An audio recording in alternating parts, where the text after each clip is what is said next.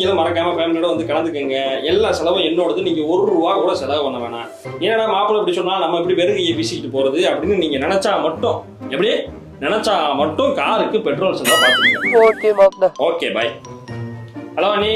சொல்லுங்கப்பா. தங்கச்சி பர்த்டேக்கு கோவா ட்ரிப்பு பிளான் பண்ணியிருக்கோம். உங்க தம்பி ஃபேமிலியோட வராப்புல நீங்களும் ஃபேமிலியோட வந்து கலந்துக்கங்க. நீங்க ₹1 கூட செலவு பண்ண வேணாம். ஒட்டுமொத்த செலவையும் நான் பார்த்துக்கிறேன். என்னடா கூப்பிட்டாப்புல சும்மா அப்படி போறதுன்னு நீங்க சங்கடப்பட்டா மட்டும் எப்படி சங்கடப்பட்டா மட்டும் சாப்பாடு செலவு பார்த்துக்கிறேன். சரிங்கப்பா. ஓகே. ஹலோ அத்தை.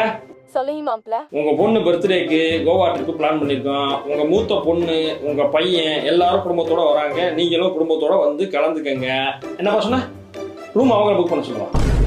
எதுக்கு இப்படி சொல்றேன்? நான் பார்த்துக்க மாட்டேன் ரூம் செலவெல்லாம். நீ வேற. ரூம் தானே மாப்ள, பரவாயில்ல நாங்களே புக் பண்ணிக்கிறோம். அப்படிங்களா அத்தை? சரிங்க அப்ப புக் பண்ணிருங்க. வந்துடுறீங்கல்ல? தெனிக்கு வந்துடணும் மாப்ள. சரி. அரிசி டப்பால ஒளிச்சு வச்சிருக்கிற காசை பூரா எடுத்துக்கிட்டேன்